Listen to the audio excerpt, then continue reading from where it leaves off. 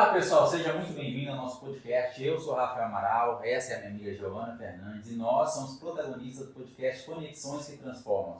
E hoje o tema será sobre comunicação. Então, se você quer aprender mais um pouco sobre comunicação, se você já perdeu muita oportunidade sobre comunicação, este podcast é para você. Giovana, apresenta a nossa convidada. Meus queridos, mais uma vez com vocês, um prazer estar aqui.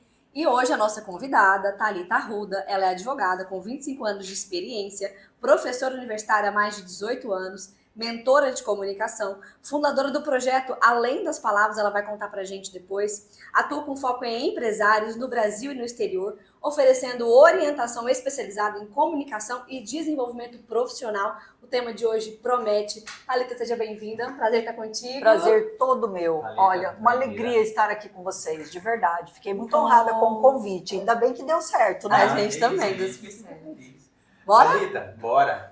Como é de costume, Thalita, eu quero que você conte para nós um pouco da sua história, antes da gente começar de fato as perguntas. Eita, mas quantas horas nós temos aqui? Ah, você precisa. Já falo isso porque, né, como mentora de comunicação, embora eu consiga ser objetiva quando quero, é muita história, hein? Mas eu vou contar para vocês. Olha, a base da minha história é realmente ter sido uma filha muito privilegiada, coisa que muitas pessoas não são. Eu sei que a maior parte das pessoas, quando vão contar uma história, normalmente é aquela jornada do herói, da pessoa que sofreu muito e saiu lá do nada e virou alguma coisa. No meu caso, eu não tenho nada para reclamar. Não tenho nada para dizer que foi sofrido, que foi difícil, não. Isso, inclusive, me criou uma autocobrança grande demais, porque como eu nunca tive nenhum problema em relação à parte econômica com os meus pais, eles sempre me proporcionaram, né? Tudo aquilo que eu precisava. Então eu também tinha uma cobrança muito grande deles para que eu fosse sempre a melhor aluna, a melhor atleta, a melhor musicista, a melhor em tudo que eu fizesse. Então fazia um monte de atividades e eu sempre tinha que ser a melhor. E isso trouxe uma autocobrança muito grande até que eu fiquei doentinha.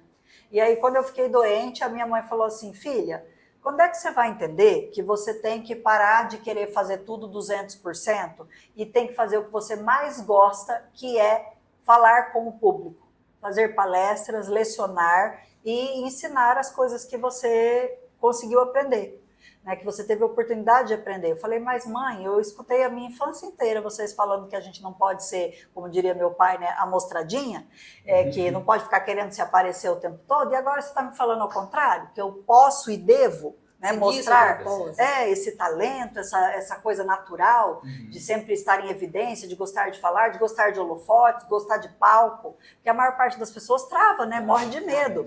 Até existe uma pesquisa, salvo engano inglesa, que diz que o segundo maior medo do ser humano é de falar em público. Olha. Ele só perde por medo de morrer. De uma causa assim abrupta. Então eu nunca tive isso, pelo contrário, eu sempre tive que me segurar para não ficar tomando a frente de todas as outras crianças. Era no coral, era na escola, era no teatro, em todo lugar. E aí quando a minha mãe disse isso, eu falei: mãe, você tem razão. Mas isso já foi na vida adulta? Eu já era formada em Direito, só que eu tinha 2 anos só de advogada, né, que eu já estava advogando. E foi então que eu resolvi fazer concurso para professora. Eu estou contando a história, só que ela não está cronológica, tá? Mas vocês vão entender, que eu comecei pelo cerne da coisa. E aí, quando eu comecei a lecionar, me jogaram numa sala de aula de uma universidade pública, na mesma que eu estudei, fiz a minha graduação, que é a Universidade Estadual de Maringá, lá no Paraná, muito conceituada, aliás, e que o vestibular sempre foi muito difícil. E eu entrei numa sala de aula com 23 anos, no curso noturno, onde todos os alunos da turma eram mais velhos que eu. Desafio mesmo. Nossa, eu estava lascada, porque eu não podia, né, titubear que eles iam me engolir.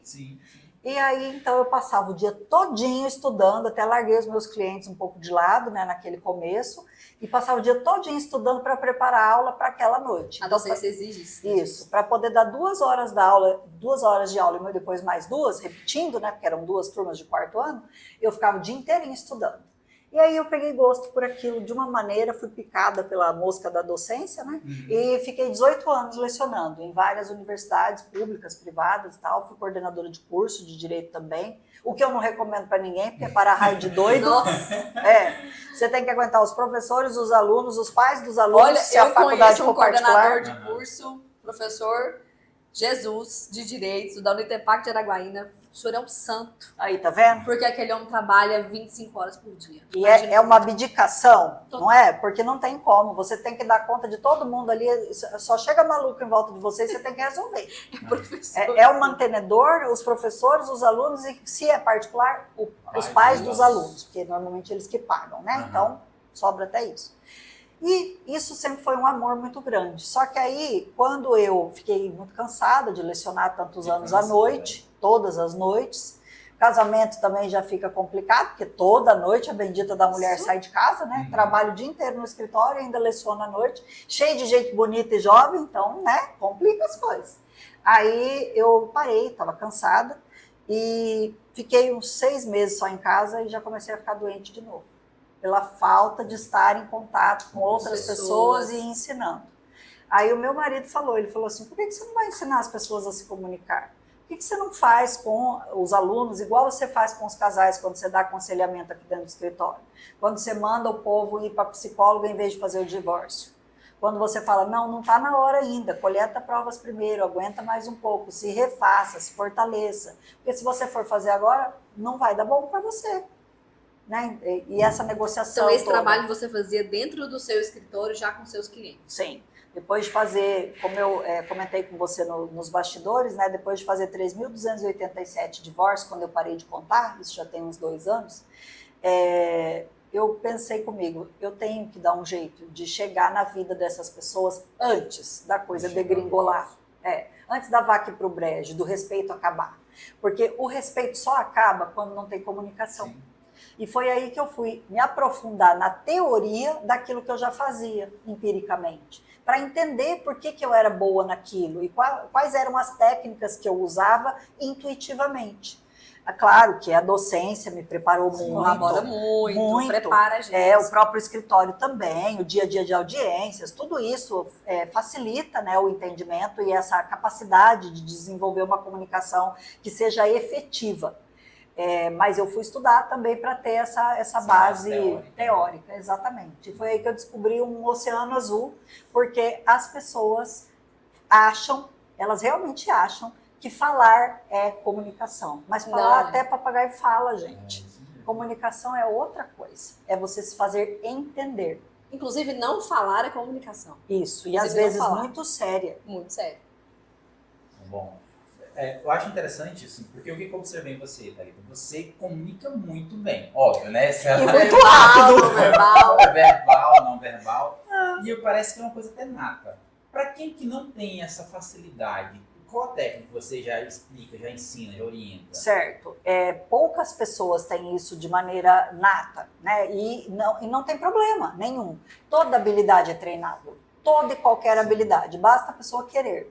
Mas ela vai precisar se dispor ao desafio e se expor, literalmente. Porque se ela não se expuser, ela não vai conseguir enxergar os próprios erros para que eles sejam corrigidos. Entendi. E aí que a mentoria é muito boa pelo seguinte, quando você é um atleta de elite e você aprende uma nova jogada, vamos pegar aí, por exemplo, um jogador de golfe. Né? Não vamos pegar de cara o Tiger Woods, porque ele é o melhor do mundo, né? Vamos para uns mais básicos. E ele aprende uma nova jogada, o que ele vai fazer? Treinar, Sim. Até ele ficar exímio naquilo. Só que se não tiver um treinador por trás dele para dizer, olha, o movimento do teu quadril está errado, melhora em 15% o ângulo, muda a tacada, corrige a altura, troca o tênis, enfim, o que for, ele vai treinar para ficar excelente no erro. Porque ele está fazendo errado. Sim. Então, é para isso que o mentor serve. Ele não tem a mesma atividade do coaching, que é incentivar e dar gás e motivar. Não, ele tem que estar lá para corrigir as falhas. Então, se a pessoa não está disposta a ter alguém que vai dizer a verdade e que vai mostrar outros ângulos para que ela se corrija, nem venha fazer mentoria. Pelo menos não comigo. E nessa sua mentoria de comunicação, qual que é o seu público-alvo? Assim? Eu atendo empresários e empresárias, só que eu gosto mais de dar mentoria para mulheres. Por quê? Primeiro, porque mulher tem muito mais facilidade de se comunicar. E segundo, não fala demais, tá vendo? Isso já é um mito. Apanhar de 3 fácil no dia de hoje. Não, eu vou te dar um dado teórico, né? Aliás, teórico não, estatístico. As mulheres, elas falam em torno de 16 mil palavras por dia e os homens só 7. Então a gente fala muito mais, só que a gente não fala demais. Eu me expressei Por que errado, a tá, gente pessoal? fala muito mais? Porque a gente tem que suprir as lacunas que vocês deixam. Entendeu? Perfeitamente. Eu fiz uma mas já virou. E sempre vai virar, nem se aventure. Mais tarde, quando ele chegar em casa, ela vai falar, sabe aquela lacuna que você deixa? Eu estou preenchendo. Mas isso é cultural. Tema, Pode falar. cultural. O que eu vejo, Thalita? O que eu entendo, né? A comunicação hoje ela é um fator fundamental. Eu acho que o destaque dos próximos anos vai ser a comunicação. Você tem toda a razão. Porque você tem inteligência artificial para te substituir. Tecnicamente. E a comunicação ela não faz isso. A assertiva, a empática, né? Então, o que eu entendo? Eu entendo que a comunicação ela é a chave dentro de casa, dos relacionamentos dentro de casa, com os filhos e fora de casa no mercado de trabalho também. Sim. Então você gosta de abranger essas duas áreas. Isso. Eu gosto tanto de falar para os relacionamentos quanto só empresarial. Só que eu prefiro ainda mais quando eu consigo unir as duas searas. Por quê? Como diz aquele baita jargão aí que o povo dá em tudo quanto é que é curso de esquina, que diz assim que não tem nenhum CNPJ forte se o CPF for fraco. Isso é, de certa forma, verdade. Então, a gente precisa fortalecer todas as áreas da nossa vida. Não dá para ficar uma muito boa e a outra capenga.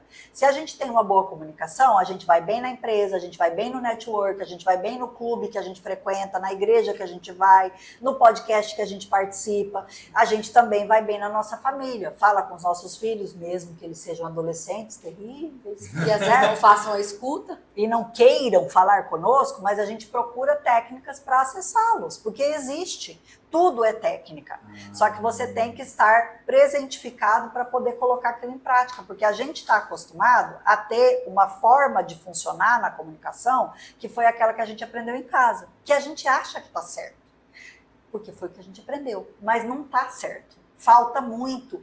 E aí a gente precisa ter a coragem, por isso que eu falei, estar disposto a ter a coragem de dizer assim, aquilo que eu aprendi foi bom, mas só me trouxe até aqui. Se eu quero ir para o próximo nível, eu tenho que desconstruir os meus conceitos e me moldar novamente, de outra forma. E aí com uma comunicação muito diferente, para poder acessar outros lugares. E normalmente chegam até você quando tem dor. Há sempre, né? A pessoa, quando ela acha que ela está indo bem, ela não procura esse tipo de ajuda. Só que a maior questão é, se a pessoa conversar comigo 5 minutos, ela vai perceber que ela precisa. Não porque eu tenha respostas para tudo ou porque eu saiba mais do que todo mundo, não é isso. Não tenho nenhum tipo de arrogância de achar que eu sou melhor que as outras pessoas. Eu só faço muito bem o meu trabalho. E essa consciência eu tenho, mas eu também tenho vários pontos falhos. Então tem coisas que eu preciso de outros mentores, assim como pessoas precisam de mim na comunicação. Só que conversando com a pessoa eu já consigo perceber se a linguagem não verbal dela está ruim, ou seja, ela está passando um sinal incoerente com o que ela diz. A boca fala uma coisa e a cara diz outra, né? Se a pessoa tem carisma ou não tem, porque quem não tem carisma não vende. E hoje tudo é venda, não é? Se você está aí com a sua agenda vazia, você que é prestador de serviço, ou você que é empresário, que está com a tua loja às moscas, é porque o teu carisma está muito baixo.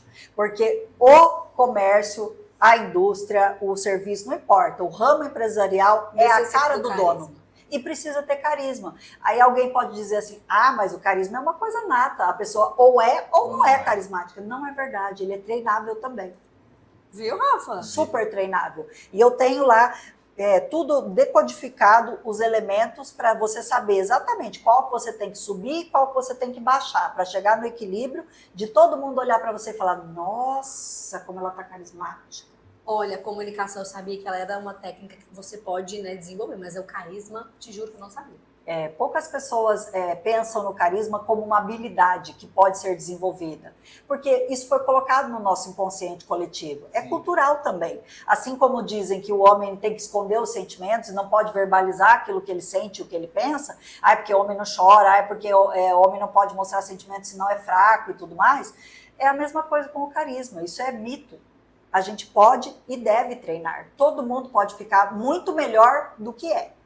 Então, Thalita, o que eu vejo? Muitas pessoas falam muito, mas não se comunicam, né? Aquela tagarela que chama, né? Exatamente, as Isso maritaquinhas. cansa, isso cansa. Aí a pessoa às vezes, nossa, eu falo muito, mas não é. Mas não diz tem nada. Tudo isso, tem linguagem corporal, não Isso. verbal, Isso. Isso que é interessante. É muito refinado quando você. E é muito bonito ao mesmo tempo. Quando Sim. você começa a estudar e perceber que você tem tantas vertentes para você atingir o teu objetivo com a outra pessoa, que aquilo que você estava fazendo é tão pequenininho, é tão pontinha do iceberg, que você fala, eu não acredito que eu conduzi a minha vida até aqui sem saber todas essas ferramentas que eu podia estar usando e podia estar já em outro patamar. E eu estou aqui, ó, mosqueando. Thalita, me conta, qual que é a dor do empresário quando ele te procura para fazer uma mentoria de comunicação? É muito engraçado isso, porque eles chegam quase sempre, né? Não posso também generalizar, porque como diz o Nelson Rodrigues, toda generalização é burra, né? Sim. Mas quase sempre eles chegam falando assim, o meu time não me obedece, ninguém me ouve nessa empresa, eu já estou cansado de falar e as coisas não saem do lugar.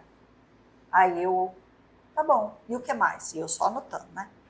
O que mais que está acontecendo aqui na sua empresa? Principalmente quando é um empresário já mais velho, né? Aquela empresa familiar e tal, que na cabeça dele... Característico, né? E na cabeça dele, o jeito dele é o certo e acabou. Sim. Mas aí o filho falou, a nora falou que ele precisava de uma ajuda, mas é ajuda com o time, não é com ele, porque ele sabe tudo, ele é perfeito, né? Então não mexa com o deus grego lá da empresa. Mas daí eu escuto todas as queixas dele e eu falo assim, o senhor já parou para imaginar que se eles não estão lhe ouvindo bem, só existem duas hipóteses. Ou o senhor contratou errado, que são pessoas que não estão dispostas a trabalhar, não querem ouvir, ou tem problema auditivo. Ou o senhor é que não está sabendo se comunicar. Então, uma das duas coisas é. E é um choque. Claro, nossa, às vezes eles brigam É um comigo. choque. Às vezes eles ficam bravos, falam, então, se for para ser assim, se eu tiver que mudar, eu não vou contratar ninguém. Eu falo, calma, o senhor tem que entender que a sua mudança é o reflexo do seu negócio. Se o senhor não mudar, o seu negócio não vai mudar, porque o senhor é o cabeça do negócio, daí vem a outra parte da comunicação, né? Tem que bater e adoçar também, né? Carne gelar, né? Sim. Não, senão não vai. Então aí eu explico, eu falo que o negócio é o sonho dele, é o reflexo dele, que se ele não souber comunicar as vontades dele, o modus operandi dele, a forma como ele quer que as coisas aconteçam, o time não vai entender. E ele não pode cobrar a responsabilidade de uma meta de alguém que sequer entendeu o comando. Exatamente. Me veio uma questão aqui agora, Thalita. Não sei se vou conseguir expressar, mas seria o seguinte. Tem duas formas de comunicar. Eu te ajudo. Então vamos. Tem duas formas de comunicar, porque eu estou entendendo como eu falar para você entender e também a forma de articular, de movimentar. As pessoas procuram por esses dois tipos de comunicação, digamos assim? Normalmente elas nem percebem que elas não têm a comunicação não verbal alinhada. Elas acham que isso aí é coisa de artista, de Silvio Santos, sabe, de showman. E não é. Isso ajuda demais a pessoa a compreender. Todas as vezes que eu faço movimento com as mãos aqui, para mim já é automático, né? Mas quando eu estou ensinando alguém, se eu vou compartimentar, por exemplo, uma ideia em 3 níveis, eu tenho que fazer o número 3 para você. Sim. E aí eu vou falar de um nível, do segundo nível. Exatamente.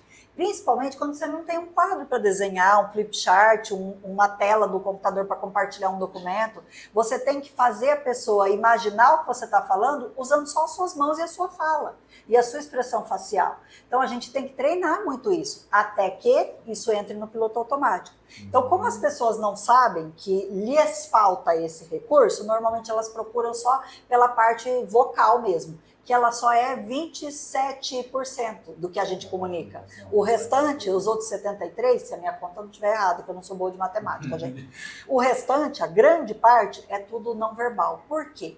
Porque o nosso cérebro foi treinado ancestralmente para captar os sinais não verbais para não correr risco.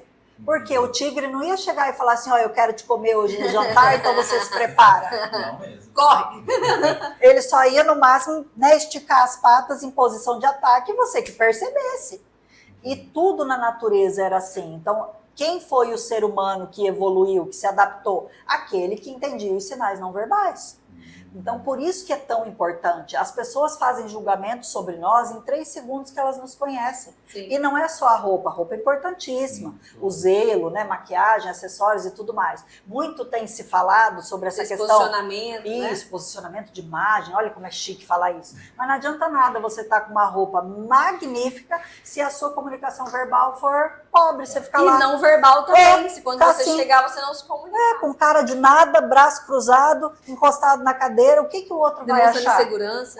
A pessoa vai achar assim, ih, não tá gostando do meu papo, tá bocejando, eu tô chata. Até para encontro amoroso. Você marcou o encontro lá com a fulana. Se você age assim, ela já vai de cara e fala, ih, Gente, não eu vou foi, não anotar gostou uma de mim. perguntinha que eu vou fazer aqui pra ela. Botar um nome aqui. Até ensinar o povo a paquerar, eu ensino. Você Ah, acredita? você vai ver. E também a fazer seleção de candidato para casamento.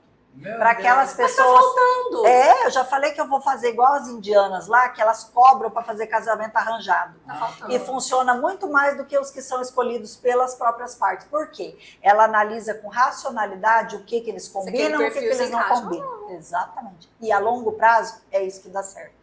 Porque a curto prazo é só paixão, e a paixão não sustenta Não, casamento. Não, amor. Isso eu falo, Exatamente. Voltando aqui. Então, nós temos a linguagem verbal, a não verbal. Isso, Nós temos as técnicas também, onde a gente pode dominar o nosso interlocutor ali, né? com certeza. Por exemplo, levar a ele forma- onde a gente quiser. Exatamente. Por exemplo, se eu vou conversar com a Thalita, é interessante que eu saiba do que ela gosta, porque quando eu toco no assunto que a Thalita gosta e eu falo dela, né? E eu me conecto com ela, as chances de eu dominar aquela conversa ali são muito maiores. Exatamente. Porque primeiro a gente fala da pessoa para que a gente possa se conectar com É ela. isso Aí aí. você ensina isso tudo. Isso, porque primeiro, o que a pessoa tem que ser? Ela tem que ser interessante para o outro, antes dela poder vender ou ofertar qualquer coisa. Sim. E qual que é o meu interesse? Sempre saber sobre mim. O seu interesse, saber sobre você. Quais são as histórias que a gente mais gosta de ouvir? Aquelas histórias que os nossos pais contam de quando a gente era pequenininho, que a gente não tem recordação. É uma delícia ouvir aquilo.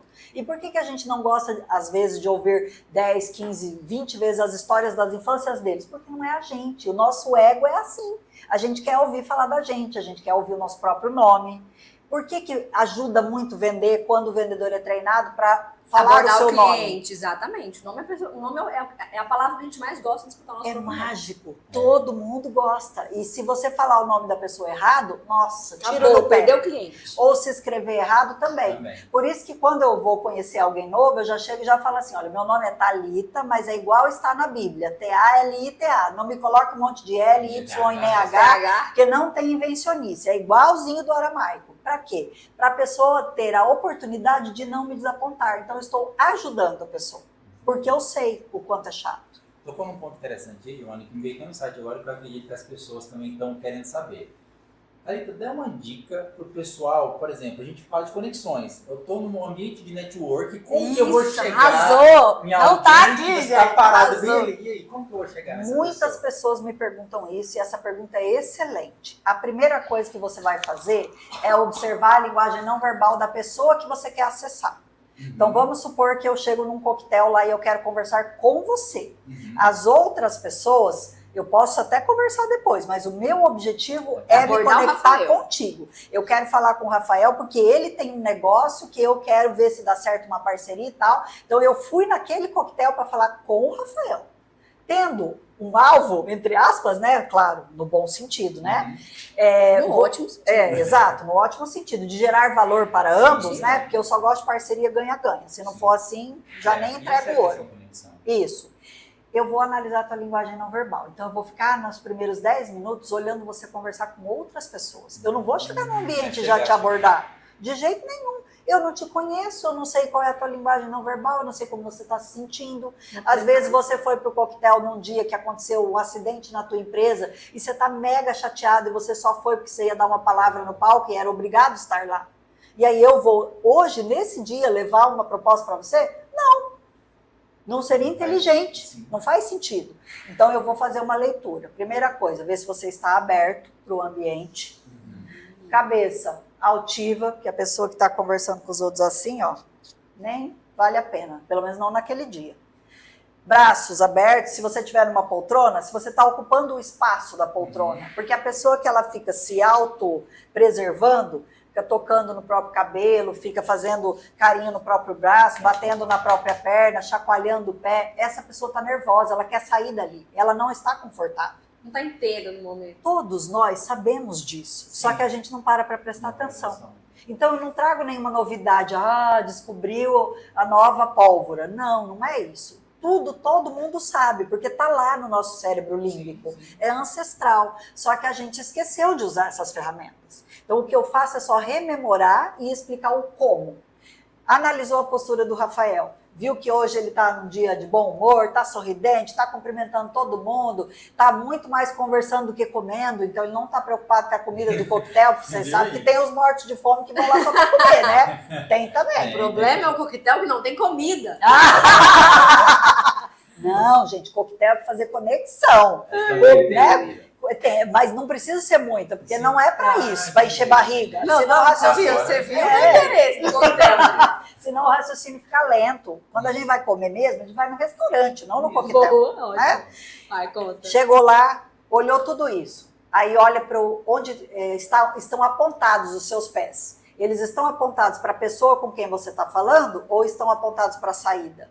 Porque isso também é instintivo. Quando a gente quer ir embora de um ambiente, seja que a gente está cansado, ou seja porque a pessoa é chata, a gente fica com os pés voltados para a porta. Igual o leão da montanha no desenho animado, né? Saída pela esquerda. Então, daí a primeira chance que a pessoa tem, me dá um minutinho que eu tenho que ir ali. Ou ela fala, eu vou ao banheiro. A técnica dos rapazes quando paquera, né? Sim. Não gostou da menina, eu vou ao banheiro e já volto. Nunca mais você topa o rapaz da balada. Exatamente. Então, isso tem que ser observado. Olhou tudo isso? Tá no dia propício? Aí você se aproxima, toca no ombro da pessoa, bem perto aqui do antebraço, de preferência, ou aqui também, né? Para não ser invasivo. E aí você diz, boa tarde ou boa noite, sei lá, a hora que for, né? Meu nome é fulana de tal e eu gostaria muito de conversar com você. Me disseram que você é o Rafael, se a gente nunca se conectou, né? Me disseram que você é o Rafael. Eu tô certa? Esse é um exemplo de abordagem. E você vai dizer, sim, eu sou o Rafael. Gostaria muito de conversar com você sobre um projeto, assim. Você está disponível para a gente falar disso agora? Ou você quer marcar uma reunião? Por quê? Se você chegar como quem não quer nada, o que você vai pensar de mim? Que eu sou uma pessoa descompromissada, que eu sou à toa e que eu estou lá só para bater papo. E talvez você saia antes de eu falar do meu assunto. Se eu for direto te falando do meu projeto, você vai falar, mas que pessoa interesseira é essa, que nem me conhece, já está me jogando o projeto na cara? Então você tem que perguntar se a pessoa está disponível para conversar com você, porque às vezes ali não é o momento. E aí se a pessoa disser, pode falar, me conta, eu gosto de novidade. O que você tem aí para me dizer? Aí você, né, deslancha e vai. Fala tudo o que você tiver que falar. Se o Rafael falar para mim, não, Thalita, passa lá no meu escritório, que eu prefiro que a gente converse no reservado, quando eu vou fazer negócio, eu gosto de sigilo, eu sou uma pessoa mais cautelosa, porque às vezes a pessoa não diz isso, mas ela demonstra com os detalhes que ela está perguntando e a forma como ela está levando a conversa. Então aí você já tem que perceber, para de ser invasivo, porque essa pessoa não gosta. Esse tipo de pessoa não responde bem assim. E aí vem a questão da inteligência emocional, que eu sei que a Leonor veio aqui falar com vocês. Sim. Se você não identificar o tipo de pessoa que ela é, se ela é colérica, se ela é sanguínea, se ela é fleumática, o teste que você quiser usar, você não vai conseguir saber se você tem que falar muito, falar pouco, muitas informações, poucas informações, informações mais emocionais, informações mais técnicas, tudo isso. Tudo vai do perfil do teu interlocutor. Porque o bom não é orador a palavra, o bom comunicador, ele faz toda essa leitura antes dele expor o assunto. Uma pré-análise antes da abordagem. A tarefa de casa. Isso aí. Entendi. Até stalkear tá valendo. Desculpa te interromper. Isso aí. Eu entendi quando eu tenho um objetivo, quero falar lá com o Rafael. Agora, se eu quiser só puxar assunto mesmo, eu nem conheço a Giovana e quero lá puxar assunto com ela. Não tem problema. Normalmente, Eu vou chegar me Rafa, apresentando? você vai analisar também algum ponto que você percebe na Giovana que ela gosta. Isso. Algum ponto onde você possa falar de mim, que vai ser um ponto de conexão entre nós, Isso entende? mesmo.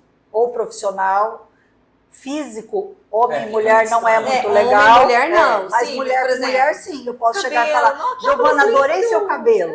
Onde é que você costuma fazer suas luzes? E aí, dali a gente Dá desenvolve. andamento. Exatamente. Tem mais alguma pergunta? Porque Não, veio um insight. não, Vai! não. Tá, veio um insight na minha cabeça aqui agora. Eu conversava com os meus funcionários, quando eu tinha uma cafeteria, sobre a visão 360. Não sei se isso existe, eu criei para ensiná-los, para a gente poder conversar. Eu queria que eles fizessem uma pré-análise do cliente quando ele chegasse no balcão.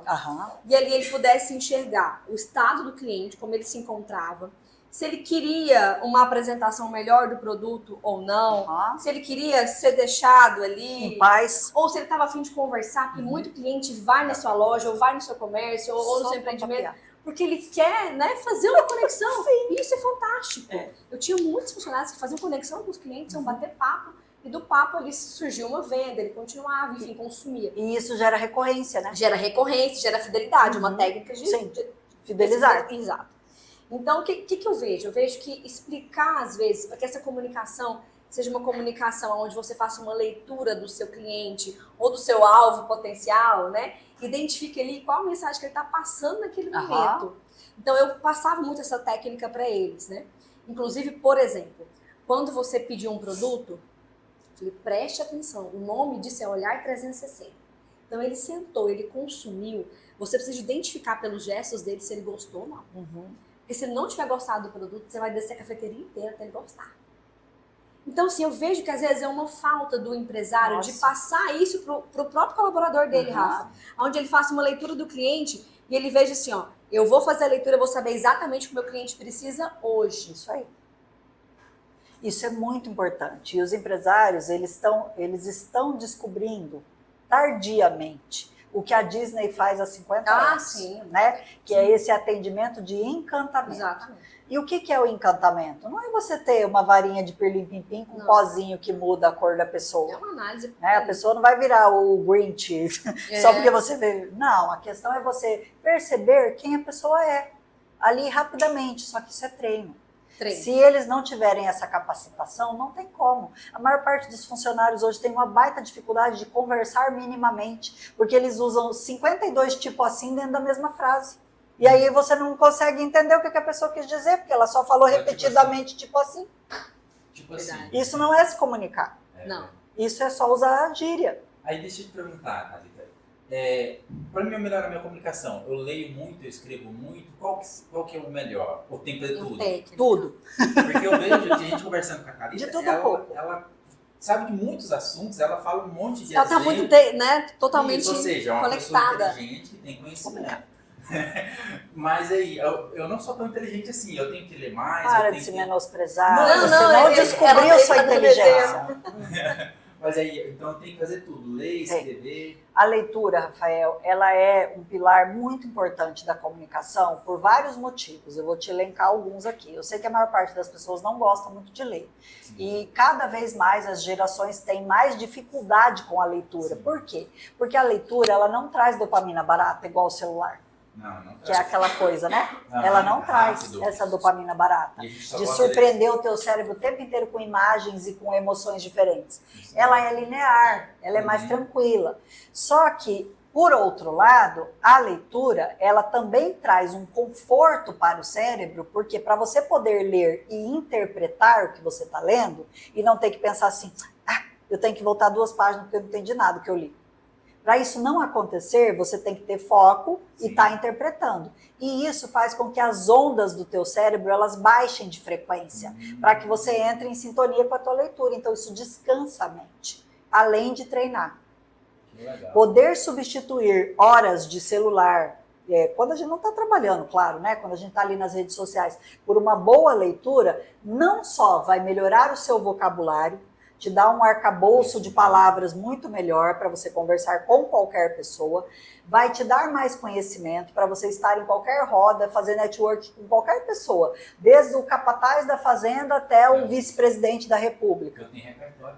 Exatamente. E se você desconhecer aquele assunto, você também tem a segurança de dizer assim, olha, você pode me explicar? Porque sobre isso aí eu não entendo, não. Porque você está de boa com o conhecimento que você tem. Olha, eu falando gíria. Às vezes precisa, para as pessoas entenderem. Não, depende do seu público-alvo, claro. Exato. Sim, quando vai falar com os jovens, eu sim. tenho que falar várias gírias, só não tipo assim, porque isso só estraga a frase. Mas às vezes a gente precisa. Eu falo coisas que meu filho fala em casa, daí às vezes eu dou crédito para ele, daí às vezes eu vou usar um ditado ditado popular fala, porque minha avó falava, porque é uma coisa antiga, eles nunca ouviram. Então, quando a gente contextualiza as coisas, é porque a gente tem didática, e a didática vem da leitura. Porque a leitura tem passo a passo, começo, meio e fim, diferente do celular. Eu não consigo fazer uma leitura onde eu não esteja grifando. Eu só consigo me concentrar e, às vezes, canalizar aquela mensagem ali se eu grifar. Ó, só me lembra de voltar aí para a tua pergunta, mas eu vou agora te explicar o porquê que você é assim.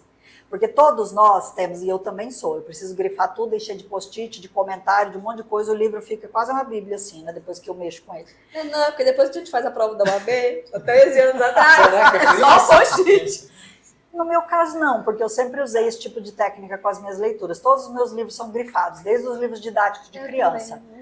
Porque nós temos canais diferentes de absorção, de entrada de informação. Então, o visual, que a maior parte das pessoas é o que mais usa, é o predominante, principalmente para os homens são muito visuais. Por isso que eles gostam de lingerie, por isso que eles gostam da mulher mais arrumada, porque eles são visuais. Não adianta ir lá mulambenta, não. Que pode não estar vai cheirosa. pessoal, Se tiver mulambenta, ó, estão vendo. Veja qual é o canal principal do seu marido, mas quase sempre é o visual. Depois a gente tem o auditivo, que a gente usa muito, mas ele é subexplorado. E a gente tem o sinestésico, que é o do tato, né? Olfato, paladar e tato. Tudo faz parte do canal sinestésico aqui. Então, quando a gente precisa grifar, fazer fluxogramas, escrever resumos, colocar canetinha colorida, é porque a gente é muito sinestésico. E também visual. Sabe aquela criança que ela, em todo lugar que vai, a mãe fala assim, você não vê com o dedo, menino? Tira a mão daí. Porque tem que botar a mão. Essa pessoa é sinestésica. Então, a comunicação dela não pode ser só verbal. Se você não colocar a mão nessa pessoa quando ela precisa de um afago, de um acolhimento, de um carinho ou de um parabéns, ela não vai se sentir validada só com palavras. Já a pessoa que é só auditiva, ou predominantemente, porque ninguém é só uma coisa, né? Todos temos todos os canais, mas predominantemente auditiva, ela é uma pessoa que ela precisa de validação verbal. Se você não elogiá-la, ela não vai para frente. Aí tem dono de empresa que fala assim, mas não aguento mais essa molecada mimizenta, que se eu não elogiar, eles não fazem a próxima tarefa. Meu querido, aprenda o canal dos teus funcionários, eles vão fazer o que você quiser. Quem é que vai lucrar? Você. Daí eu, né, falei, então, o que custa aprender? Baixa a guarda. Porque hoje em dia não é mais assim, chega, trabalha, entrega e vai embora. Não, essa geração acabou na minha. Acabou. Sim, que é a X. Acabou na minha. As que vieram depois não funcionam mais assim. Vale muito mais um ambiente de trabalho saudável, uma boa gratificação, do que você só ter salário, que é o que hoje a gente chama de salário emocional. Aí é a parte do Rafa. Isso aí. Isso aí. Tá, Thalita, o que acontece? Eu, pra quem não sabe, eu sou disléxico. Então eu tenho muita dificuldade. Tá vendo? E TDAH. TDAH, não, eu sou disléxico, então eu tenho muita dificuldade com leitura, com conversar. E de um tempo pra cá, eu me expus mais nas redes sociais. Sim. Então estou tendo muita dificuldade para me adaptar. Eu nunca fui de comunicação. Para quem conhece o perfil, eu sou um alto S, mas na minha, mais tranquilo, não sou de conversar. Então eu estou me desafiando muito para isso. E aí? E vou te falar, você tá arrasando, aí, querida. tá vendo? É muita luta para chegar nesse ponto. Tá cara no podcast, na internet, tá de parabéns. Mas aí eu te pergunto, esse esforço que você está fazendo, não tá valendo a pena? Com certeza. Mas isso que eu percebi, isso não é nato em mim. Aham. Então eu tô vendo, tento desenvolver, pesquisar, correr atrás. E eu tô vendo que é bom. E eu tô, como você falou, tenho que fazer, treinar e estudar. Sim. E tô evoluindo. Não tô igual a Thalita, tô muito longe, muito. Mas você pode ficar melhor do que eu rapidamente. Por que eu digo isso? Porque o bom mestre é aquele que consegue fazer com que os seus pupilos o superem. Então, enquanto eu não tiver mentoradas que estão melhores do que eu não fico feliz. Não tem essa de esconder o jogo. Não. Eu quero que aprenda tudo. E se a pessoa tiver outras bagagens que eu não tenho para somar com o que eu entreguei, ela que evolui, vai com Deus. Parabéns. É isso mesmo. E a dica que você dá para quem é disléxico é isso mesmo? Treine, insista. Vou te falar por mim, tá, Rafael? Que eu também tenho dislexia. Só que eu identifiquei isso muito cedo na escola, quando eu fui aprender a conjugação dos verbos. Na 4ª série primária, que aquele tempo chamava assim, né, que é hoje o ensino fundamental. Uhum. E aí eu já comecei a fazer leituras que treinassem a minha dicção. Então, textos um pouquinho mais rebuscados do que o indicado para a idade. Hoje, isso não vai funcionar para você, porque você já não está mais na quarta série primária, né? Já está velho. Bom, não, velho não, mas você já não é mais uma criança. Então, o que você vai ter que fazer?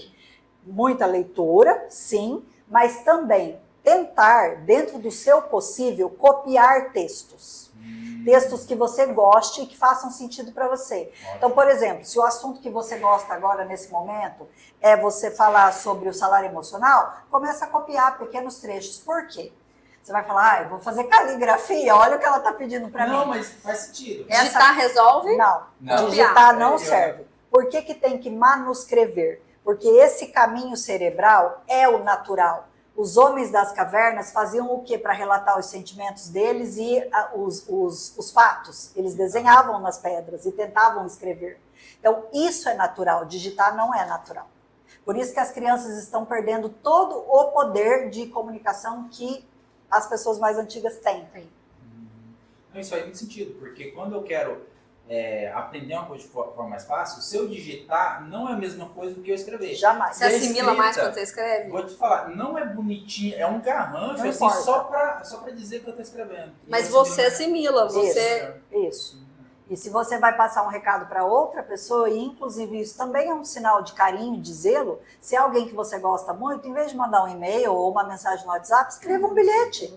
Isso é uma das coisas que eu ensino na mentoria de casal. Tá com problema de comunicação, o outro tá calado, tá fechado, tá para os cantos, não quer falar com você, porque também você só briga, cobra e grita, comece a escrever bilhetes, falando de coisas que ele gosta, que ele aprecia, dando reforço positivo. Retomar os tempos das cartas dos namorados, meus amores. Eu tenho uma caixa do meu amor de carta. Então, não era tão lindo? E eu falo pra ele, ó, presente, maravilhoso, sim, mas eu preciso de um bilhetinho. Isso. Que é o bilhete que vale mais no presente. A flor morre, o bombom a gente come. Bilhete, tá guardado. Exatamente. E às vezes eu guardo nas gavetas dele pra ele pegar e relembrar. Eu também. E também quando meu marido viaja, coloco o bilhete na necessaire dele, coloco na carteira, coisa que ele vai achar só quando ele tá lá no meio da viagem. Minha esposa também já fez isso, é bom, é interessante. Até porque eu tenho que marcar meu território. Claro. Tá certo. Então tá, voltando. O Rafa te perguntou o fato, né, como que ele poderia melhorar sendo ele disléxico. Quando a gente é tímido, eu tenho uma certeza acerca disso, mas vou te perguntar. Certo. A timidez, ela não é obstáculo para uma boa comunicação. Jamais. Mesmo sendo tímido, você consegue desenvolver uma boa comunicação. Óbvio que é um pouco mais difícil, porque a pessoa tem uma dificuldade de se expor, não é de se comunicar. E ela vai ter que conseguir suplantar esse bloqueio emocional. Mas ela consegue ficar um exímio comunicador, se ela quiser. Só que ela tem que estar disposta a romper a barreira da timidez, senão não tem como. Porque a segunda coisa, que eu até pedi para vocês me lembrarem para eu voltar para essa aba, né? Além de você ler muito e manuscrever, é você falar em público sempre que puder. Não importa se é o velório de um conhecido e alguém pediu assim, alguém pode dar uma palavra a respeito do fulano e tal, alguém quer dizer algumas palavras? Eu quero. E fala. Você está num aniversário, alguém tem um discurso para fazer a respeito da vida da menininha lá, da sobrinha. Eu quero falar. Fala. Sempre se exponha. Em todas as oportunidades. Se desafie, como você falou que você está fazendo. Não, fantástico. Redes sociais também. Só que a rede social, ela tem uma grande diferença. Quando você está falando com o celular, hipoteticamente você está sozinho. Depois é que você vai se expor. A exposição, ela é a posteriori, ela não é ali na hora. Então você não vê a cara de ninguém. Não, se estão rindo, se não estão rindo. Exato, então não causa um impacto imediato. Por isso que tem muita gente que é extremamente tímida, mas consegue gravar story o dia inteiro. Eu sou ao contrário, eu converso até bem, eu dou palestras, só que no celular eu já não dou muito bem, não sei. Mas talvez porque você tenha medo de julgamento. Pode ser, julgamento, autoconfiança. Medo de você escorregar ali em alguma palavra da dislexia e você se sentir envergonhado. Pode ser, faz sentido. Eu falei pro Rafa, Rafa, treina em casa com stories. Fala, olha, eu vou contar pra vocês porque eu amei essa qual foi? Essa air fryer, a minha esposa disse que não. Eu vou contar pra vocês nesse story aqui. Isso aí, Aí eu vou falar da air fryer pros outros. Falei, vai! Começa a falar coisas do dia a dia. Aí eu falei, não solta, guarda esse vídeo, mas vai treinando. Isso. Mas se tiver minimamente confortável, solta mesmo, até para o pessoal ver a tua evolução. Eu falo para as minhas mentoradas, não fiquem guardando não, porque se vocês não conseguirem suportar o processo, é sinal que vocês não vão estar felizes lá no pódio. Nossa, Ó, interessante, anota isso aí. É verdade. Vamos lá, deixa eu tentar pegar alguma pergunta aqui, porque a gente já, né, entrou Descambou no assunto por vários e foi assuntos. maravilhoso. Mas Vou eu tentar gosto voltar assim, um pouquinho, também gosto assim.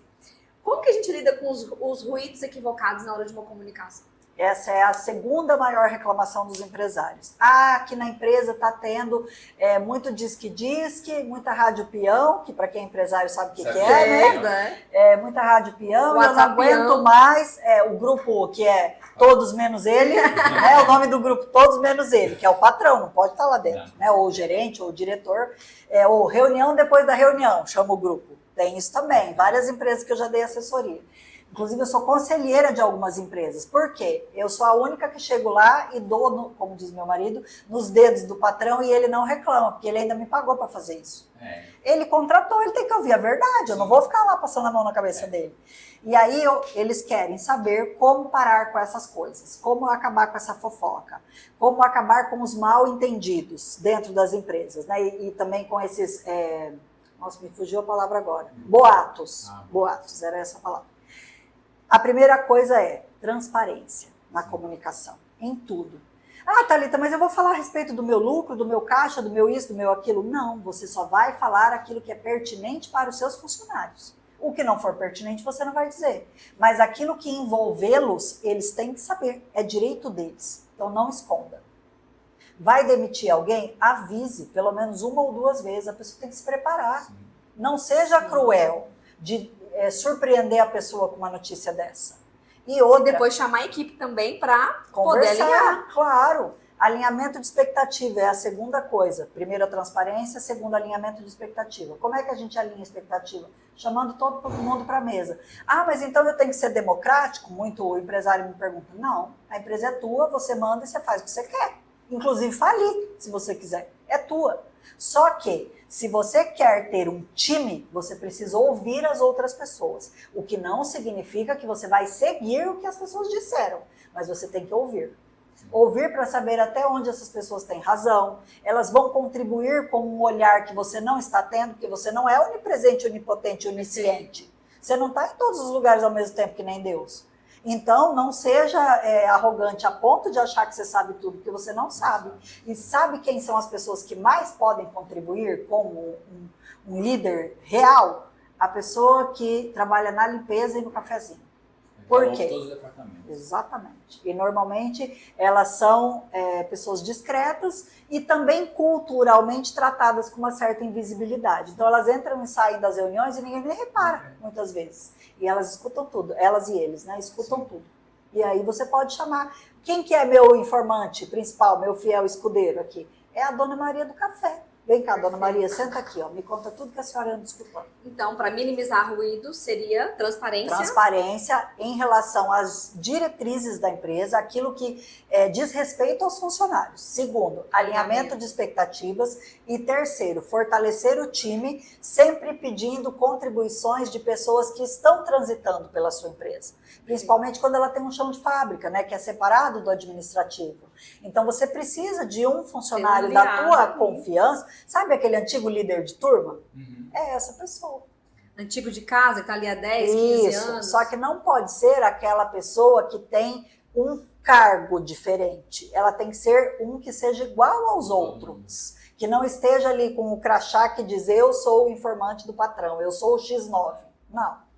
X9 já é a linguagem da cadeia, né? Mas enfim. Mas a pessoa entende. Então agora no nosso momento Café com Reflexão. Thalita, você já contou um pouco da sua história, da sua trajetória. Tenho certeza que tem muito mais pra gente conhecer. Tem causa. Tem causa. Eu queria saber o seguinte. Na sua trajetória de vida, o que você faria diferente? O que eu faria diferente? Eu teria ouvido menos as outras pessoas e mais a minha própria intuição. Só isso. Porque a minha intuição sempre esteve certa. E eu sei que no fundo ou no raso talvez, ela sempre foi Deus falando comigo. E quando eu não escutei, sempre deu errado. Sempre, em 110% das vezes. Então é só isso que eu faria diferente. Mas eu não me arrependo de nada que eu fiz, não. Eu sou, graças a Deus, muito bem resolvida em relação a isso. E eu amo muito a minha profissão, amo muito a minha família, mas eu teria, por exemplo, trabalhado menos e ficado um pouco mais com meu filho, que hoje já tem 21 anos, porque eu sempre trabalhei demais. E eu sempre trabalhei demais, não era porque eu queria ser workaholic, mas sim porque eu queria dar o bom e do melhor para ele materialmente. E deixei um pouco de lado a questão da presença. Eu sempre fui muito amorosa, mas em períodos pequenos. Eu percebo que eu poderia ter ficado mais tempo com ele. Talvez não só por ele, mas por mim também. Para eu ter tido a recíproca do carinho. Exato, que é via de mão dupla, né? Eu me aproveitei muito pouco da presença dele. Então, e hoje ele já está adulto, claro que a gente tem uma relação muito boa, a gente se dá muito bem, conversa sobre muitas coisas, só que ele já está prestes a viver a vida dele, né? E eu criei ele para o mundo também, não criei para ficar embaixo da minha asa, porque os pais que eles tolhem muitos filhos, eles incapacitam, né, esses filhos. Ninguém cria os filhos para si, a gente cria para o mundo. E eu sempre tive essa consciência. Só que eu teria ficado mais tempo com ele. Mas por a minha mãe ter uma visão muito romântica sobre a maternidade, e o que para ela faz sentido, mas para mim não fazia, porque nós somos extremamente diferentes. Minha mãe é uma pessoa calma, doce, nunca falou um palavrão na vida, ela é um sossego em forma de gente, para morrer de infarto vai uns 18 dias, a minha mãe é essa pessoa, gente. Não tem boca para nada, e eu sou o avesso dela. Eu sou muito parecida com meu pai nessa questão da personalidade, dos traços de personalidade. Só que eu brinco com meu pai que eu sou a versão dele muito melhorada, porque eu sou terapeutizada, coisa que ele nunca foi. Né? A nossa geração vem buscando terapia. Então eu fui sempre atrás de autoconhecimento para buscar ser um ser humano melhor também para os outros, né? Não só para mim. E se eu tivesse descoberto tudo isso lá atrás, eu teria entendido que eu sempre amei muito meu filho, mas eu nunca amei a maternidade, que é uma coisa que a sociedade nos impõe. E são coisas completamente diferentes e as mulheres não falam, porque foi romantizado e culturalmente validado que a boa mãe é aquela que que ama ser mãe. E não é verdade. Não é verdade. Disse tudo. E isso é libertador. Quando você toca nesse ponto, tem que ver até uma questão agora. Como que a falta de comunicação ou a comunicação errada pode influenciar na criação dos filhos, no distanciamento ou na aproximação mais? Influencia só tudo. Só tudo, tá bom. A resposta é breve, mas eu posso exemplificar. Sim, por gentileza. A comunicação, ela pode fazer com que os filhos tenham vontade de estar na presença dos pais ou de não estar. Ela pode fazer com que os filhos tenham apego aos valores que os pais pregam ou ao contrário, fazer tudo do contra. Então, isso depende completamente de como tá? Como a gente comunica aquilo que a gente acha que é correto. Porque se você chega para um filho e fala assim, faz tal coisa, já com uma voz um pouco mais impositiva, né, de cima para baixo, se você não fizer do meu jeito, você não vai mais morar na minha casa, porque quem banca essa casa sou eu, e embaixo do meu teto é assim que funciona, que era o que a gente ouvia na infância, né? Muito comum. Pelo menos na minha, né? Que vocês são mais novos do que eu, mas acho que ouviram isso também. Sim. Se o adulto chega assim, óbvio que o filho não vai gostar do que ele está ouvindo. E se ele for uma criança com um temperamento um pouco mais fácil de lidar, ele vai baixar a cabeça e vai fazer. Só que ele vai fazer frustrado, porque ele não sentiu o amor, ele só sentiu o peso da obrigação. E isso vai fazendo com que a criança crie um abismo com aquele genitor, pai ou a mãe. E pior ainda quando, e isso normalmente são as mulheres que fazem a puxão de orelha, tá, mulherada? De falar assim, se você não fizer tal coisa, eu vou contar tudo pro seu pai. Sim. Não existe nada pior do que isso na comunicação de uma mãe. Por quê? Primeiro, ela está mostrando que ela é incapaz, insuficiente, não tem autoridade, ela mesma está se descredibilizando e terceirizando a responsabilidade. Então já são 5 péssimas coisas. E por último, ela está demonstrando que o pai é um monstro. Porque quando está tudo errado, para quem que tem que levar a última instância? Vai recorrer? Quem que é o executor que põe na forca? É o pai.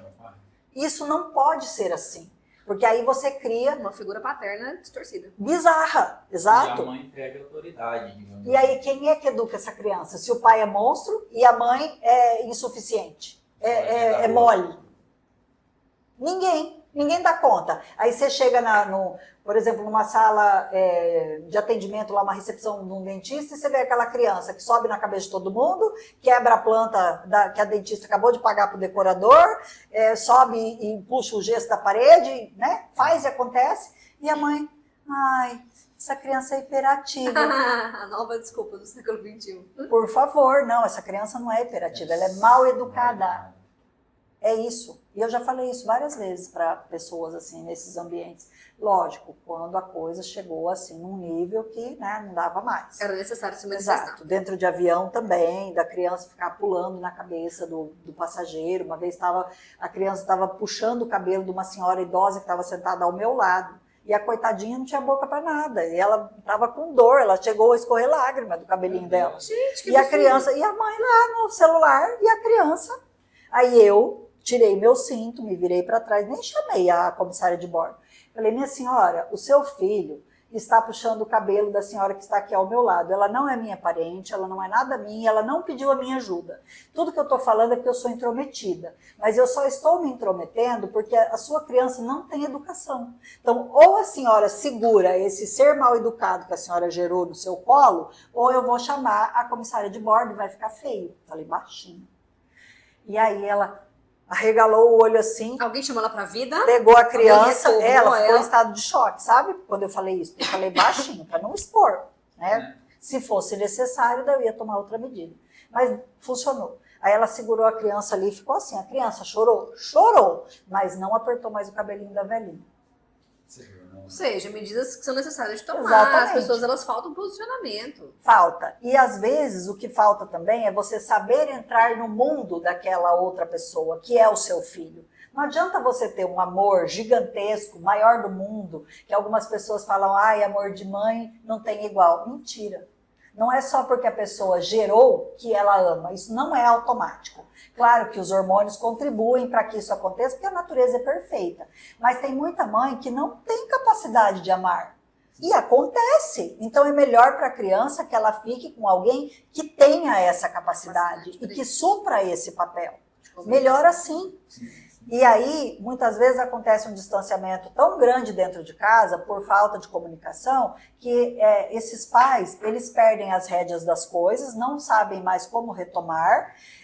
Eu não sou especialista em criação de filho, não sou psicóloga, mas eu vejo o quanto a criação impacta e ela esbarra na comunicação. Sim. Porque na atividade da advocacia, né, por trabalhar muito com essas questões familiares, eu já li dezenas de laudos, então a gente vê o que acontece. Né, o que a psicóloga ela conseguiu chegar à conclusão depois de analisar a criança e analisar os pais. E aí você olha e fala assim, gente, se soubesse se comunicar, utilizar tudo estava resolvido. É tão mais simples, só que as pessoas não querem admitir que elas não sabem se comunicar. Agora é interessante, a gente falando de comunicação, comunicar, falar bem, e o silêncio? É uma forma de comunicar? É importante? É uma forma de comunicação poderosíssima. Porque o silêncio, primeiro, ele demonstra que você não está concordando ou não está confortável. Então, aquela frase, né, bem clichê, quem cala consente, ela é uma das maiores mentiras do planeta, né? A pessoa que cala, ela só consente no sentido de, quando eu não escolho, eu já estou sendo escolhido pelo outro. Eu terceirizei a minha responsabilidade. Então, nessa medida, essa frase é verdadeira. Mas o silêncio, ele demonstra, em primeiro lugar, que você não está confortável com aquilo, ou que você ainda não tem uma opinião formada, por isso você não vai falar. Principalmente se você é uma pessoa minimamente cautelosa, né? Se a pessoa fala pelos cotovelos como eu, ela vai dar alguma opinião. Mesmo que ela diga, olha, a minha opinião é essa, mas eu vou pensar melhor a respeito, eu vou buscar saber, eu vou me informar e depois a gente conversa de novo. Agora, aquela pessoa que não tem essa necessidade de sempre estar se manifestando, o que ela vai fazer? Ela vai calar. Ou às vezes ela só vai fazer assim, que era o que meu avô fazia. A minha avó reclamava, falava na cabeça dele igual a maritaca, ele só olhava para ela e fazia, e dava as costas e saía. A frase dele era só essa, um H, um U e 3 M's. Só. E o que aquilo significava? Pare de falar, eu vou pensar, depois eu te digo o que eu achei. E te dou a minha decisão. Mas para ela aquilo era morte. Porque ela era aquele tipo de pessoa que brigava sozinha. Ela queria o embate e ele não dava esse gosto para ela. Então, o silêncio, ele traz um mistério que faz com que a outra pessoa crie histórias na própria cabeça. E isso, em geral, não é bom. Então, quando a pessoa não quer se manifestar na hora, principalmente os homens, porque eles, em geral, têm essa postura... Precisam de pensar um pouquinho para dar uma resposta assertiva. Ou não quer brigar, porque a resposta natural seria um xingão. Ou não, isso, ou um não peremptório, que a mulher ia ficar triste, ia chorar, e sei lá, né? Às vezes está na frente dos outros, né? Então, se quer pensar melhor, diga isso, seja transparente. Eu não vou te responder agora, eu posso pensar?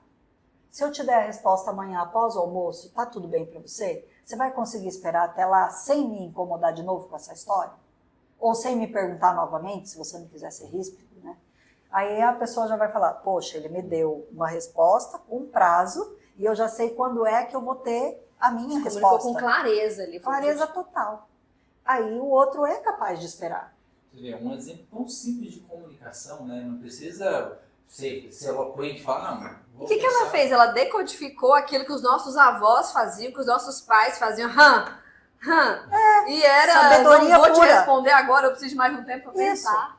Como que eu ensinei o meu filho em relação a isso? Ele falava, mãe, sempre chegava na hora do laço, né? Para eu não ter muita chance de falar que não, porque já estava na hora da festa, já estava na hora do amiguinho vir. Criança é estrategista, gente. E eles são extremamente ligeiros. Por isso que eles põem os amiguinhos para pedir pra gente, né?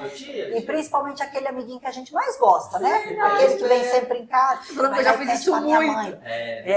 E daí a minha mãe não vai poder falar que não, nós estamos aqui na festinha, vai lá e pede pra minha mãe pra eu dormir na tua casa. Tu fica um pouquinho mais. Isso. Então, como criança tem todas essas estratégias, o que eu ensinei pra ele? Filho, a gente vai numa festinha. Se você vier me pedir alguma coisa na frente de outras pessoas, ou se você quiser uma decisão imediata, ela será sempre não. Se você quer imediatidade, é não. Se você está pedindo na frente dos outros, é não.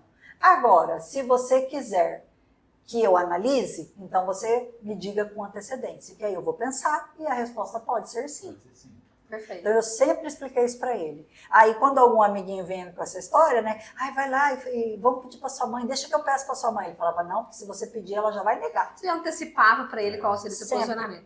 Thalita, numa reunião de negócios, ali numa reunião corporativa, me conta 3 técnicas para uma boa comunicação. Tanto verbal quanto não verbal. Ótimo. Primeira coisa, receber os seus convidados com quem você quer fazer negócios, seja ele um negócio interno, então você está chamando, por exemplo, um gerente para promovê-lo, ou para pedir que ele assuma um grande projeto, que você sabe que ele vai titubear, porque ele vai ficar com medo, não importa se é um cliente interno ou externo, mas se você vai receber um cliente, receba com congratulações. Levante, sorria, aperte a mão, né? Faça o rapapé que a boa educação exige. Segundo, sente numa posição onde você não fique impedido por um objeto, se você quer aquela pessoa do seu lado. Perfeito. Isso, falar, eu quero você do meu lado, é literal. Então, quando você coloca uma mesa no meio, e isso é muito comum, se ela for retangular, inconscientemente ela divide as opiniões. Fazer uma barriga. Exato. Então, se, por exemplo, eu quero negociar com vocês dois, então eu não vou sentar aqui onde eu estou, eu sentaria aqui, na cabeceira da mesa. Primeiro porque eu ia passar para vocês uma linguagem não verbal de comando. Eu é que estou no comando aqui. Quem manda nessa mesa sou eu. Quem senta na ponta, manda na mesa. Tá? Então não é aquela ditado popular, quem senta paga a conta. Paga a conta. Paga de certa forma. Mas domina ali. Porque o diálogo. domina, entendeu? É nesse sentido, né? Não é no sentido literal de fazer passar o cartão lá. A questão é que você manda naquela mesa. Então, se você quer negociar com alguém e estar numa posição de poder, sente na cabeceira da mesa. E coloque à sua direita a pessoa que é o seu confidente mais próximo, ou é aquela pessoa que tem as informações técnicas que você não vai lembrar para te ajudar. É meu braço direito. Exatamente, essa expressão vem daí. E também quando a gente fala, está sentada à direita de Deus Pai. Perfeito. É por isso. E à esquerda, Viu? Que bonitinho! E a gente coloca à esquerda a pessoa que a gente quer convencer, a pessoa que vai comprar a nossa ideia. Então, essa é a primeira técnica. Tira objetos, tira De o preferência. distanciamento, tudo aquilo que causa Isso. barreira. Se você sabe que aquele cliente, interno ou externo, de novo, ele tem o hábito de se distrair com o celular, quando ele entrar na sala, você já vai dizer assim: olha, fulano, a gente começou a implementar uma nova técnica aqui, que a gente deixa os celulares tudo nessa caixinha aqui, ó, no mezanino, porque nós queremos atenção plena para a gente acabar a reunião em no máximo meia hora. Você topa participar da nossa dinâmica? Deixar claro as regras do jogo ali. Essa é a primeira decisão. Então, o celular, ou também dizer, a nossa reunião vai funcionar da seguinte maneira. Eu falo primeiro, vou expor todo o projeto, vocês, por favor, não me interrompam, porque senão posso perder meu raciocínio. Dá uma explicação para não parecer também que você é, né, o rei do gado, que você manda em tudo. Mas é porque numa reunião corporativa isso é muito comum. Sim. Nós estamos falando de E é necessário. Tempo é vida, gente. Sim. Tempo não é só dinheiro, é vida. Porque hoje os nossos maiores ativos são a atenção e o tempo. Se você não economizar isso, ó, tudo flui e se esvai pelos dedos. Então chega lá e explica. A regra da minha reunião é o seguinte, igual aqui no podcast, tem a regra. Quando você chegou, o Rafa te comunicou. Me falou, essa câmera é assim, isso, essa câmera funciona é assim, assim, funciona as assim. perguntas são assim, tudo tem a sua regra interna, que também faz parte da cultura da empresa e é uma demonstração para o cliente da cultura da sua empresa. E um ato falho que eu vejo quando muito empresário deixa de expor essa cultura organizacional, né? De como que funciona. Se ele deixa de expor, é normalmente porque ela é fraca. Sim. E se ela é fraca e o cliente estiver antenado, ele percebe e ele A às fraqueza, vezes não fecha sim. negócio por isso. Gente, que tema fascinante comunicação. Eu tinha várias perguntas para fazer para Thalita ainda, vocês sabem que é um tema que eu amo. Mas vamos marcar um outro podcast para isso. A gente tá assim agora, né? Marcando o replay. Isso aí. Enquanto eu não vier 3 vezes para pedir música no Fantástico, Não tá valendo. Thalita, foi um prazer te receber. A casa Todo é meu. sua. Tá? Muito obrigada. Sempre. Prazer te receber aqui. Todo Deus meu. te abençoe esse Aí, projeto. gente, ó, aperto de mão dela. É forte. Extremamente firme, galera. firmeza de caráter. Gente, eu Isso é tenho uma linguagem não preguiça verbal. quando a pessoa Mão de pega a minha mão alface. assim. Nossa, Mão de alface, horrível. Rafael, Thalita, ó, obrigado. mesma coisa. Muito obrigada, a casa é sempre sua. Eu que Rafa, agradeço, contigo. gente. É isso aí, pessoal. Como sempre, a gente aprende muito nesse podcast, né? Eu, principalmente, aprendi demais numa evolução muito grande da minha comunicação. E obrigado, Thalita, pelos ensinamentos. Eu é que agradeço, fico à disposição de vocês, O tanto arroba. vou passar, tanto para mais esclarecimentos, quanto dúvidas pontuais de vocês, Ótimo, pessoais obrigado. também. Só me mandar mensagem, tá? Lá no Instagram, o meu arroba é DRA, de doutora, Thalita, T-A-L-I-T-A, Arruda. Então vai ter 2 As grudados, tá, gente? Tudo juntinho. Vai colocar aqui embaixo para Isso. você, para ficar tranquilo. E aí, se tiverem dúvidas, podem me mandar. Às vezes eu não sou muito ágil, que às vezes vem muita pergunta, mas eu respondo todo mundo. Ninguém fica sem resposta. Mais um Conexões que Transformam. Beijo para vocês. Até mais, pessoal. Tchau, tchau.